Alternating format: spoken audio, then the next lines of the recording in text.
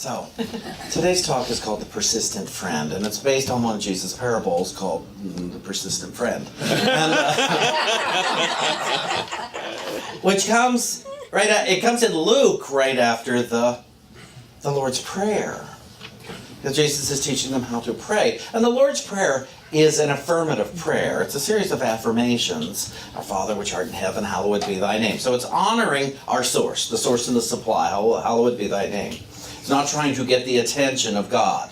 It's not trying to get in good favor with God. Our Father which art in heaven, hallowed be thy name. Thy kingdom come, thy will. And Charles Fillmore always said, Unity's co-founder, always said, thy will is done. If you go to Unity Village, Monday through Thursday at 11 a.m., a recording comes on. And it's either of Charles Fillmore saying the Lord's Prayer or Myrtle Fillmore saying, I think it's the prayer of faith. But Charles Fillmore says, thy kingdom come, thy will is done, because God's will could not be done. It's not asking for God's will to be done. It's making an assumption God's will is done. And so thy kingdom, the will is done, as on earth as it is in heaven. Or no, I'm sorry, in earth. Fillmore says in earth, and that's different. In our body, in our being. That's what earth represents there, is in the physical as well as in the spiritual.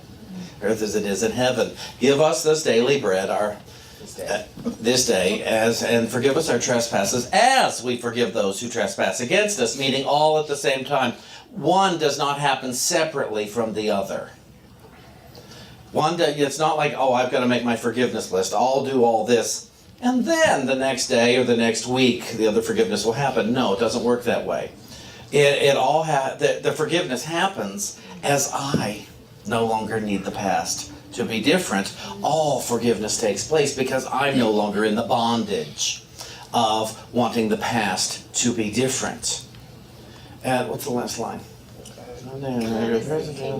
Trespass against us. Lead us not to temptation. For thine is the kingdom and glory forever. There we go. See, you know. I don't have to teach you this, and so to pay attention to that, and then it's followed immediately by the parable of the persistent friend, the one who gets company in the middle of the night, goes knocking on his neighbor's door. Hello, do you have any coffee? Because I've got a guest here. And then I thought, I'm not getting out of bed. My kids are asleep. Go away. Hello, I've got company. I need coffee, I need sugar, I need milk. Help me. Finally, because of the persistence, he gets out of bed and he gives him the stuff he needs. Because remember, being a host was very important. That's where all your honor was. That's where your face was. Because you didn't want to lose face by not being a good host, no matter when somebody came. I remember reading in Gone with the Wind, like if somebody went visiting, they stayed for months at somebody's house. That was what was expected. We're coming to visit, we're staying for months. Yeah. And of course you'd put them up, because that's what being a good host was. You didn't travel all that way for an afternoon visit, and then you're going to travel, because remember, 30-40 miles was a long way back then, and took a long journey. So when you look at that, because my family, you didn't just knock on the door to say hello. You called first. Yes. And did things. David would gladly have our door be open, and I say, no, call first. Call first. I'm not so big on surprises. But I don't mind a call that day. Want to do something? Sure. If we're free, I'm happy to do it. So anyway, the point is, in this persistence, the man got what he wanted. Now, what we're talking about is God here, in our persistence in prayer. And some of us have been banging our head against a wall, trying to get God to answer, trying to get God to do what we want. Because we're told, ask, knock, receive. That's pretty simple, isn't it? Except for one thing. Many of us are asking without the consciousness to receive. It is not God that is withholding from us. It is not God that is too busy for us to experience our good. It's me. It's us. I want it, but I don't want to have to change my mind about anything in order to get it. And then we hear things like this, and it's, okay, how much do I have to change? How much do I have to change? And what if the answer were, you have to forgive everyone and tithe to be set free for abundance, for peace, for joy? What if you heard that you had to change that much? What if it's that you have to experience total forgiveness about your mother or your father? There are people who say, I'm not doing that. I will go to hell before I will do that. And it's like, well, then you're already there. Right. You already went. As we sit in our misery and our unforgiveness without the persistence to live beyond it, we're already in hell. And God didn't put us there. We put ourselves there.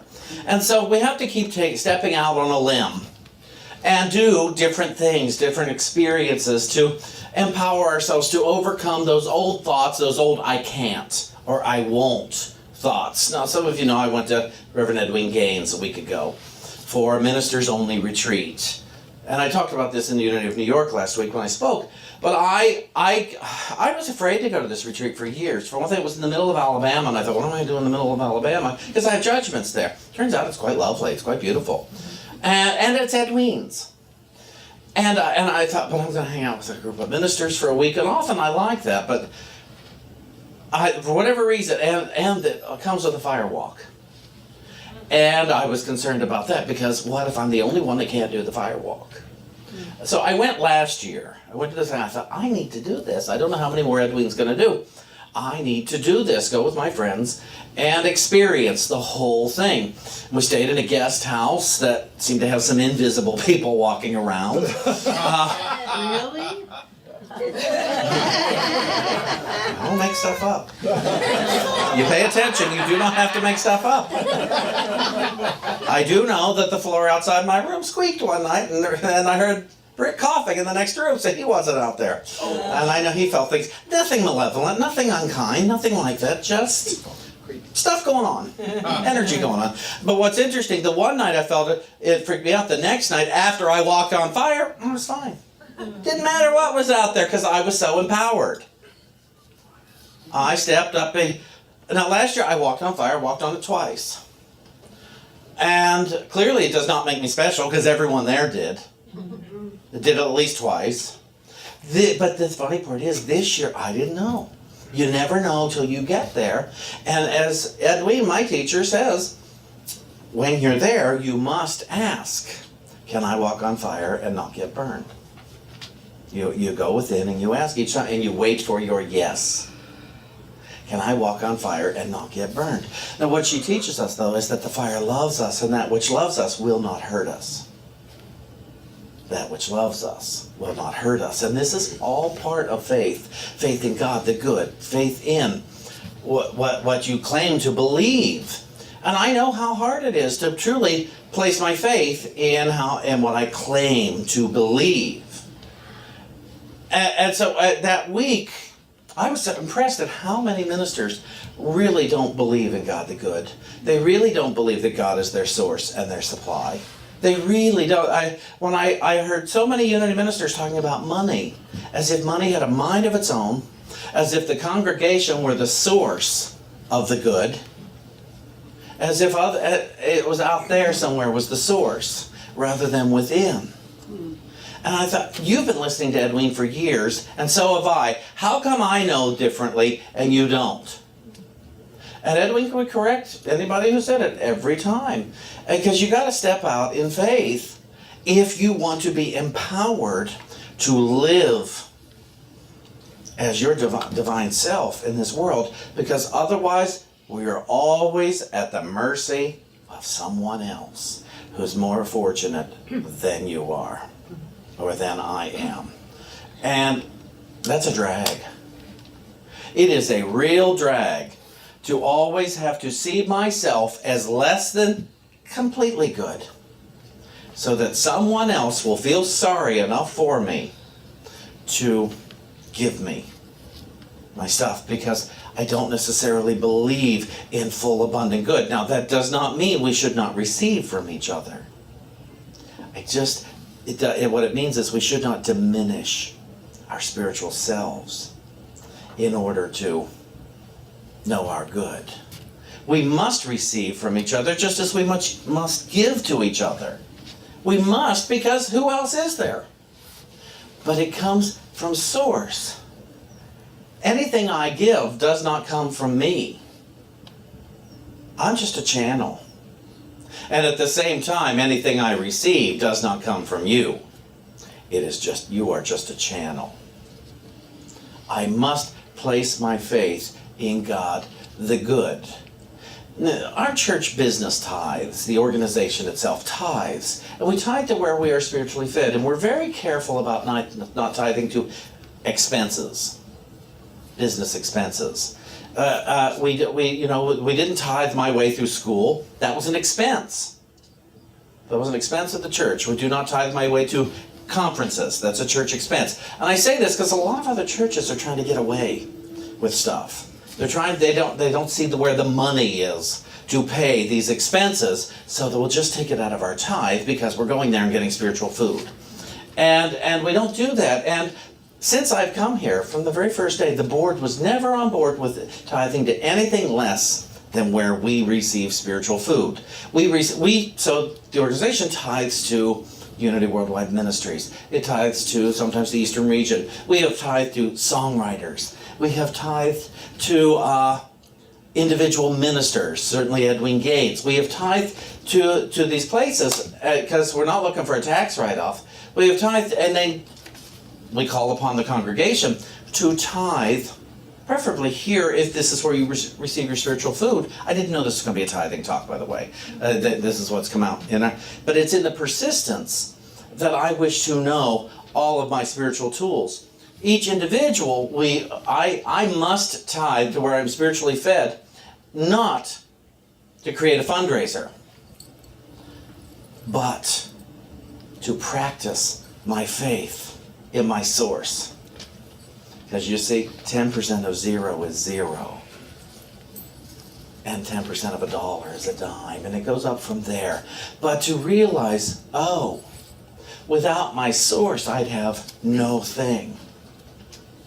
Without my source. And so in my persistence to walk confidently as a Shawn in this body, I must apply my spiritual tools. Now, yes, tithing is part of it. The other enormous part of it, of course, is forgiveness. And forgiveness is not something we do. It is something we experience. It is turning our grievances. It is turning our judgments. It is turning our opinions over to the care of God. G-O-D, good orderly direction. Turning our thoughts over to the source to be given back in truth. Because you here this may grind some of us a little bit. God's not mad at the people we're mad at. Yeah, what? Yeah, what? I didn't know that. God is not mad at the people we're mad at. God is not going to withhold love from the people we're withholding love from. And God's not going to withhold love from us just because somebody else doesn't like us, doesn't agree with us, doesn't see us in the light that, of course, we are. Thank you. I'm here all week.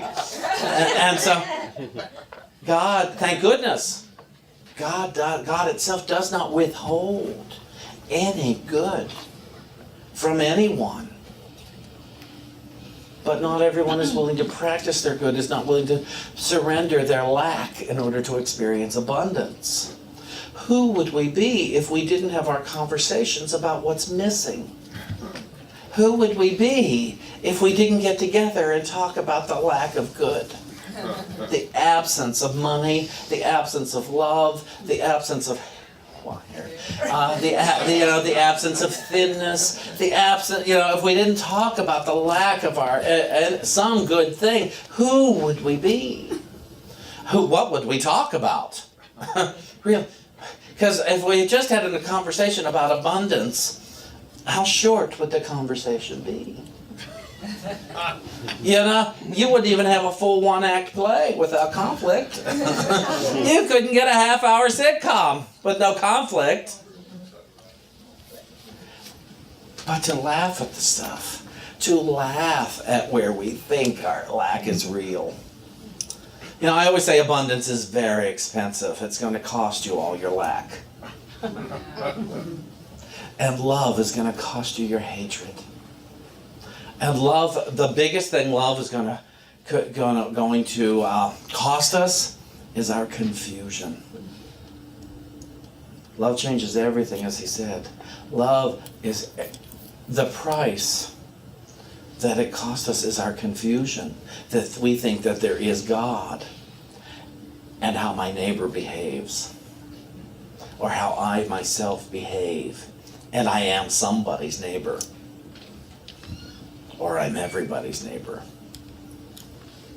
It's so costly to go into a spiritual life because it's going to cost me my enemies. It's going to cost me what I used to think love was. But the rewards, the gains are phenomenal. And I do get it. It is a process. So, Walking on Fire this year. So I'm there at Edwin's retreat. And I left town thinking I'm going to walk on fire this year. By Wednesday, the retreat started on Tuesday. By Wednesday, I had complete doubt. How will I? And I was feeling so awful, the pay-tooth thing and everything. And I'm still getting antibiotics out of my system. But I'm there. Edwin's loving me. I'm loving her. It's great. We're having a good time. And I became a teacher there. A lot of time, I just said what was on my mind and sharing time. People took a lot of our tools we use here, home with them. It was nice. By the end of the week, I'm taking Sacred Exchange home with me. I'm taking the Sacred Walk of Abundance home with me. A lot of things we use, they're taking home with them. That was nice. And so, Wednesday night, I gotta go, stops in my room. I got nobody wants to bother me. Nevertheless, I'm unnerved. Thursday morning, I knew I was going to walk. The morning session, I knew I was going to walk that night. I was very, very clear I would be walking on fire that day. But as we're walking that night, now it was cold. It was cold that week. And the ground on my bare feet was so cold. So cold, and you have to walk in bare feet around. Yeah, because if you walk in your boots, it's really not walking on fire.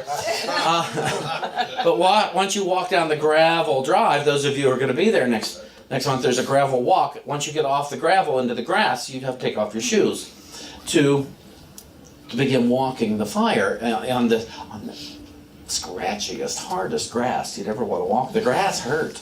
And it was cold. But I'm walking, chanting my, as she says, the song du jour, because she does no sense of music, so it's always a new melody every time she does it. And we're down there walking, and Edwin likes to go first. And when I saw the coals, I thought, I don't remember them being this red last year. Oh, these are red coals. And Edwin starts, I'm up here, and she likes to be first. She got her message to be first, and she walks right across like this. Oh, those red coals. And not one, and then one person I never dreamt would walk, and not one person went, ow, ow, ow, ow. Nobody did that. Nobody, ow, ow. Ouch. There was none of that. Everybody just walked right across. So Britt got in line, Reverend Britt, and then my friend Reverend Russell got in line. I thought, well, I'm not going to be too far behind them. I got right behind Russell, and we all just walked. And then I saw Britt get in line again, and Russell, so right behind them I am. And I so blessed all these people for going before me, because they showed me the way.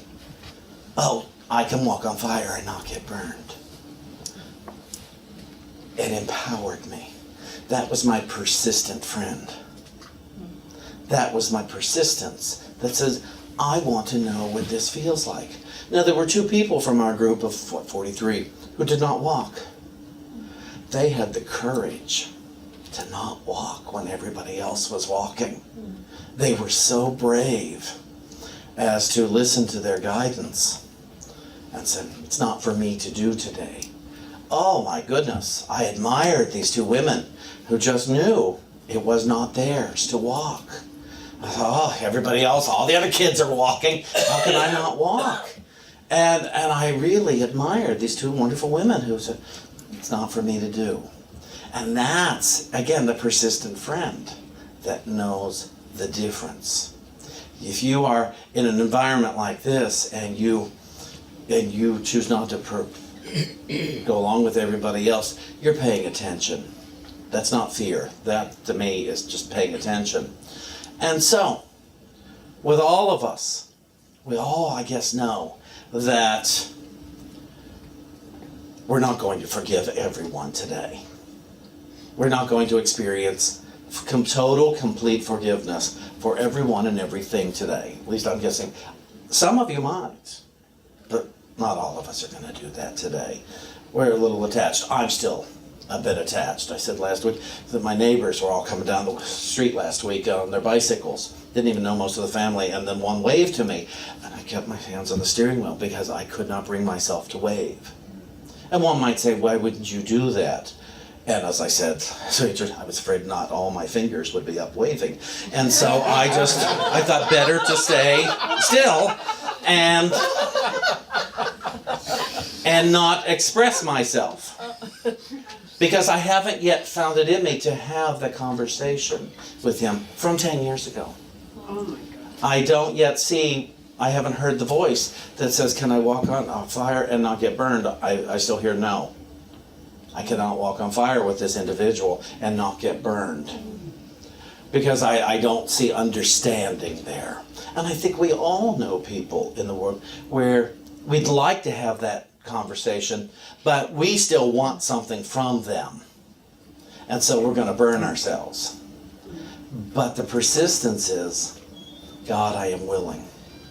I am willing to experience total forgiveness with this being. And I don't know what that's going to look like. And I'm still afraid. But I want to trust. So show me. I want to experience total forgiveness, whatever that means, with this being, with this money, with this land, with strangers, with whatever. I want to experience total forgiveness because the one thing I am assured of is that total forgiveness is good. Would we all agree on that? Yes. We all know total forgiveness is good, even though we're not yet ready to experience it. So, at least we can walk to the edge of the fire, knowing I know that total forgiveness is good. Can I walk on fire and not get burned? Not yet, okay. What about with this one? Yes. And then suddenly divine ideas will come on the phone call to make, to the whatever, to write the check, to plant a garden, whatever it is. Whatever it is, we will get it. Because with the persistence, can I walk on fire and not get burned? Because if you do not get your yes and you walk on fire, odds are you will get burned. And I don't understand. I wanted it to be something else. Yeah, but you didn't listen. I fully believe when we ask, we get an answer. And the answer will never be to hurt ourselves or another. If you hear a voice that says to hurt yourself or another being, that is not the voice of love. That is not the voice of God. That is not the voice of spirit. That is the voice of your past trying to protect you. That is not the voice. The voice will always be, yes, walk. No, do not. And it doesn't always give you an answer. Well, why not? None of your business. You're just not ready. You asked, why can I not? Spirit is never going to satisfy your ego. Never. It doesn't. Spirit couldn't care less about our ego, the satisfaction of it. Spirit doesn't care how much money we have or don't have. Spirit doesn't care who kicks us in the shins today. Spirit so does not care about that. Spirit is just love. Truth is love. Wisdom is love. And it's wise. And so, to get on board with our faith and our good, and keep stepping. Can I walk on fire today and not get burned? Be your own persistent friend. Keep looking. And if you look once at a being and you don't see the light of love, the light of God, the light of Christ in them, by all means, look again. Thank you.